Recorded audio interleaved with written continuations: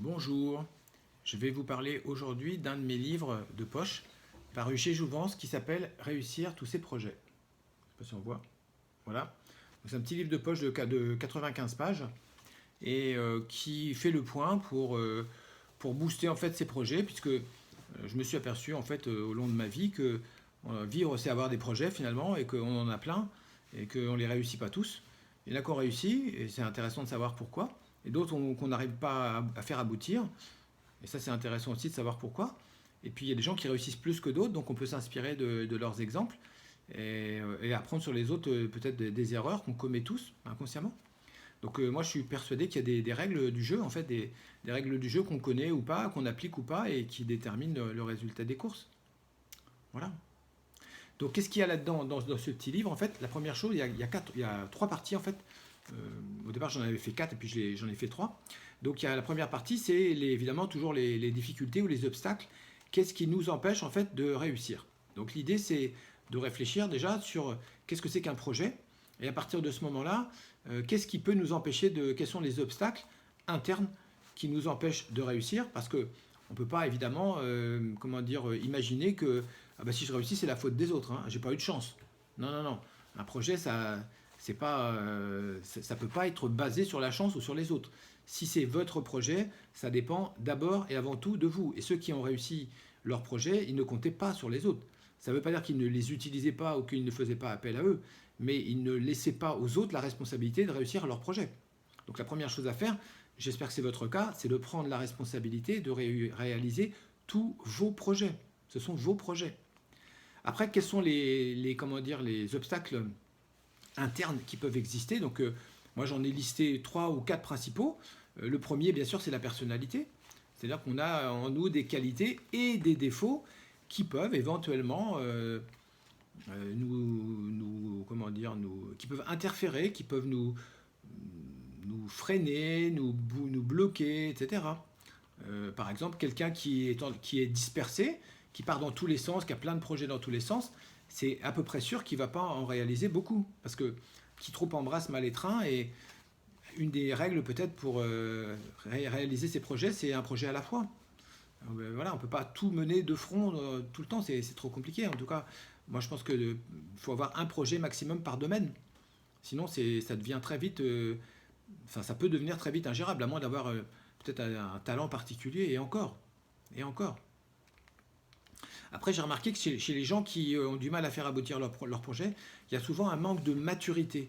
C'est-à-dire qu'en fait, ils n'ont pas encore la maturité justement d'adulte, comme celle que je viens d'évoquer à travers la prise de responsabilité à 100% de son projet. Par exemple, je suis toujours étonné dans les relations amoureuses, j'entends souvent des gens, plutôt des femmes, mais parce que peut-être parce que c'est plutôt la population que je connais, qui disent ah non mais moi je voudrais bien sortir avec lui, mais faut que lui fasse aussi la moitié du chemin. Mais qu'est-ce que c'est que ces conneries là? Au moment où tu m'en parles, c'est toi qui es amoureuse de lui, il n'est pas amoureux de toi, il a rien à faire, il n'a pas de chemin à faire, il s'en fout de ta gueule. Donc c'est à toi de faire le chemin pour qu'il ait envie de faire le reste. Si tu es amoureuse de lui, et c'est valable dans les deux sens, bien sûr, c'est celui qui veut, qui doit, point à la ligne. Mais pas 50, pas 60, pas 90, 100% du chemin. Si à un moment donné l'autre collabore à votre projet, tant mieux, youpi, profitez-en, levez le pied. Mais tant que ce n'est pas le cas, c'est à vous de faire tout le boulot, tout le chemin. Ça, c'est la maturité. C'est la prise de responsabilité, c'est la conscience des choses. Ça, c'est le plus important. Après, il peut y avoir aussi, on a tous des travers, des éléments un peu négatifs dans notre tête qui nous empêchent voilà, de comprendre comment les choses marchent, comment la vie marche, comment le monde des adultes marche, comment les projets marchent. Donc ça, c'est des choses qu'on peut apprendre et développer au fur et à mesure. Soit en lisant, soit en regardant, en écoutant, en imitant. Je ne sais pas, il y a plein de possibilités. Et puis, la dernière grande difficulté que j'ai identifiée chez les gens qui ont du mal à avancer, c'est ce que j'appelle le manque de savoir-faire. Ça veut dire qu'en fait, la plupart du temps, qu'est-ce que c'est qu'un projet? C'est un rêve qu'on veut réaliser dans un délai imparti. Voilà. Donc, à partir de ce moment-là, il est clair que le projet, c'est pas un projet flou, c'est toujours quelque chose de précis. C'est quelque chose qui doit être réalisé dans le monde réel. Donc, c'est précis. Donc, ça suppose peut-être, parfois, souvent, des compétences, voire des connaissances pratiques, techniques ou spécifiques. Eh bien, si vous ne les avez pas, ce n'est pas un drame, mais il faut aller les chercher le plus vite possible. Idéalement avant de se lancer, mais au minimum pendant le développement du projet. En tout cas, pas après. Après, c'est fini, c'est trop tard. Ou alors ça sera pour la deuxième tournée. Mais voilà, donc il peut y avoir des compétences. Des compétences, il y en a des milliards. Et on ne les a pas toutes. Un bébé n'a pas de compétences. Donc les compétences, on les acquiert au fur et à mesure de notre expérience. Donc plus vous faites des expériences, plus vous allez acquérir de compétences variées et prononcées. Donc la bonne nouvelle, c'est que si vous avez raté un projet, vous avez certainement, en contrepartie, développé des compétences. Et ça veut dire que normalement, si vous avez appris et compris de votre échec, le deuxième devrait être beaucoup plus facile. Donc c'est ça l'intérêt, c'est ça l'avantage de tout ça. Alors, deuxième partie du livre est consacrée à comment booster les projets. C'est-à-dire, on a vu les difficultés, maintenant on va essayer de voir un peu les accélérateurs après les freins. Et l'idée déjà, c'est qu'il y a évidemment des clés. Voilà. Par exemple, les Américains ont une distinction que je trouve intéressante, même si elle est un peu caricaturale et un peu trop utilisée, me semble-t-il, trop facilement utilisée dans le monde de l'entreprise et dans leur pays, c'est la distinction entre loser et winner. Donc là-bas, c'est presque une sigmatisation. Tout le monde doit être il faut être un leader ou un winner ou quelque chose. Il faut être gagné, il faut être le premier tout le temps, tout de suite. Voilà. Bon, c'est un pays basé sur la compétition et l'argent. C'est comme ça, peu importe. C'est leur valeur, c'est leur système. Mais en tout cas, on peut s'inspirer de ça, au moins du modèle du winner, pour faire avancer nos projets. Parce que c'est sûr que si on a une mentalité de loser, c'est-à-dire quelqu'un qui est pessimiste, qui regarde le passé, qui est attentiste, qui compte sur les autres et tout ça, et qui n'a pas confiance en lui, c'est sûr que ça va être compliqué de réaliser le projet en question.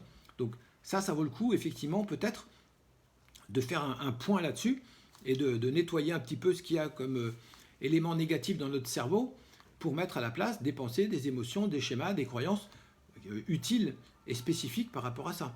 Par exemple, je crois que, et ça c'est le deuxième élément intéressant, je crois que les gens qui réussissent à peu près tout ce qu'ils veulent sont des gens fondamentalement positifs. À telle enseigne d'ailleurs qu'aujourd'hui, on a presque un courant dans le monde de l'entreprise, on pourrait appeler ça le positivisme, mais le positivisme c'est déjà une philosophie, j'allais dire une religion, qui a été écrite par Auguste Comte, un Français. Mais donc l'idée c'est que c'est sûr que si on a des pensées positives avec des émotions positives et des paroles positives, eh ben, on risque d'avoir des actes positifs et des résultats positifs. Donc ça, on ne s'en rend pas forcément toujours compte parce qu'encore une fois, c'est plus facile à voir chez les autres que chez soi. Mais on a tous par moments des pensées négatives, des émotions négatives, des schémas négatifs, des croyances négatives, que ça ne va pas marcher, que c'est dur, que c'est ci, que les gens sont comme ça, que les femmes sont comme ci, que les hommes sont... Voilà. Et donc ces pensées, ces éléments négatifs sont des obstacles internes dans notre cerveau. Des peurs aussi, bien sûr, les peurs attirent ce dont on a peur. C'est ça qui est assez incroyable. Après, il y a un autre élément, une autre clé, c'est ce que j'appelle les lois de la réussite. Donc c'est des lois en fait psychologiques qui ont été plus ou moins découvertes et validées par des gens différents. Il y en a entre 5 à 10. Je les ai d'ailleurs reprises et développées dans mon petit cahier d'exercice sur la gestion du temps, qui s'appelle J'apprends à gérer mon temps, je crois, de mémoire. Et donc, je vais en donner quelques-unes parce que je n'ai pas le temps de les développer toutes pour vous donner juste un aperçu. Par exemple, on sait que la loi de Parkinson, qui est une des plus intéressantes, me semble-t-il, qui dit que le temps qu'il faut pour faire quelque chose, c'est le temps qu'on se donne. Voilà, donc ça c'est très intéressant. Parce que ça veut dire que si on ne se donne pas de délai, déjà, on n'arrivera pratiquement jamais au bout. Et la plupart des gens ne veulent pas, n'aiment pas, n'osent pas se donner des délais. Et pourtant, c'est un des facteurs clés de la réussite. Deuxième chose, puisque le temps qu'il faut pour faire quelque chose, c'est le temps qu'on se donne, autant se donner des délais courts. Pas la peine de se donner des délais super longs si on peut les raccourcir. Et si on n'y arrive pas, ben on reprend un délai, c'est tout. Où est le problème? Il ne faut pas avoir peur de l'échec. L'échec, ça n'existe pas vraiment d'une certaine façon. C'est pas un constat, c'est un jugement. Tant qu'on n'a pas baissé les bras, on ne peut pas dire qu'on a échoué. Donc ça, c'est un truc très important peut-être à développer. Donc il y a d'autres lois aussi, d'autres lois psychologiques qui jouent à la fois sur l'efficacité, sur la gestion du temps. Voilà, par exemple, le fait de la loi du moindre effort. Par exemple, on est tous paresseux, on est tous feignants, on préfère tous le facile au difficile, l'agréable au désagréable, les tâches courtes aux tâches longues. Donc si on ne fait pas attention, on risque de commencer notre journée, notre semaine par cette entrée-là, en commençant par le facile. Et du coup, on repousse la difficulté qui risque d'être de plus en plus repoussée. Et à un moment donné, soit on n'aura plus le temps de le faire, soit on va le bâcler. Donc la logique, c'est de faire l'inverse, c'est de commencer par ce qui est chiant. Comme ça, une fois que c'est fini, on est tranquille. Et après, on redescend la montagne, c'est de plus en plus facile. Et on est d'autant plus boosté qu'on arrive de plus en plus à se rapprocher des tâches qui nous plaisent. Et donc ça, c'est une double motivation. Donc c'est des choses toutes simples comme ça, mais que la plupart des gens n'utilisent pas parce qu'ils ne les connaissent pas et parce qu'ils ne les respectent pas. Donc ça, c'est des choses très simples et pourtant très efficaces. Les lois de la réussite, comme ça, il y en a, encore une fois, une petite dizaine. Après, il y a une autre différence aussi intéressante, une autre distinction qui a été faite par un autre, je crois que c'est encore un Américain, sur la distinction entre un manager et un leader. Donc ça, c'est intéressant parce qu'en ce moment, il y a beaucoup d'articles, beaucoup de posts sur les réseaux sociaux comme LinkedIn, par exemple, sur le management ou le leadership. Et le problème, justement, c'est que la quasi-totalité des articles et des auteurs mélangent, confondent, assimilent, amalgament manager et leader. Or, ça n'a rien à voir. Absolument rien à voir. C'est presque l'inverse. Qu'est-ce que c'est qu'un manager? Un manager, c'est un responsable. C'est quelqu'un qui est nommé par son entreprise ou par son organisation, par son chef, en fait, pour diriger les gens qui sont en dessous, pour faire court et simple. C'est donc quelqu'un qui a un pouvoir officiel d'imposer ou d'interdire des choses à des gens qui sont, entre guillemets, en dessous. Ça, c'est manager. Qu'est-ce que c'est qu'un leader? Un leader, ça n'a rien à voir. C'est quelqu'un qui a un pouvoir informel d'influencer des gens qui sont au même niveau que lui. C'est-à-dire que le leader, en fait, c'est celui qui, entre guillemets, influence le groupe quand le manager a le dos tourné.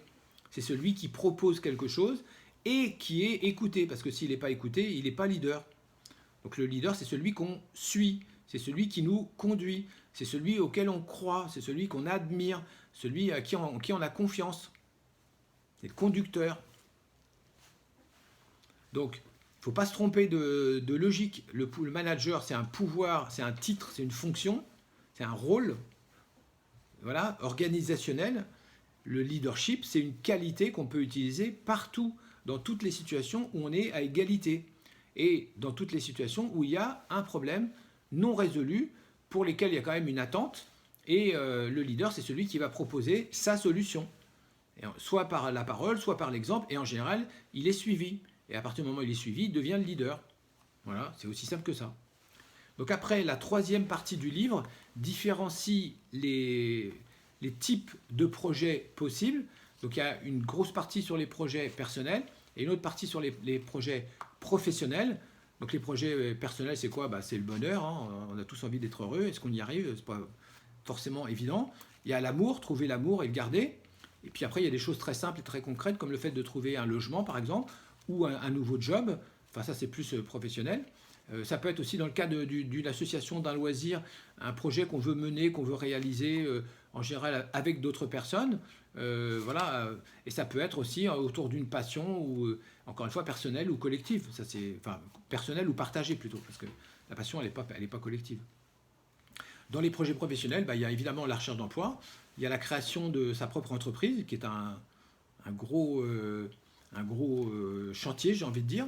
Il y a le fait de simplement de se reconvertir pour pouvoir vivre de sa passion, ce qui n'est pas forcément le cas de tout le monde. Il y a beaucoup de gens qui font des métiers par défaut, par dépit ou pour des raisons différentes. Il y a le fait, pourquoi pas, de vouloir devenir riche. Il y a des gens pour qui c'est un projet. Il y a éventuellement le projet de devenir célèbre. Voilà. Il y en a des gens pour qui c'est une priorité. Et puis, bien sûr, il existe un autre projet pour lequel je me suis permis de proposer mon expérience. C'est celui qui consiste à vouloir écrire et publier un livre. Voilà. Donc, pour en savoir davantage, vous lisez ce petit bouquin-là, réalisez tous ces projets, Jouvence, 94 pages, et ça se lit relativement bien. Merci de votre écoute.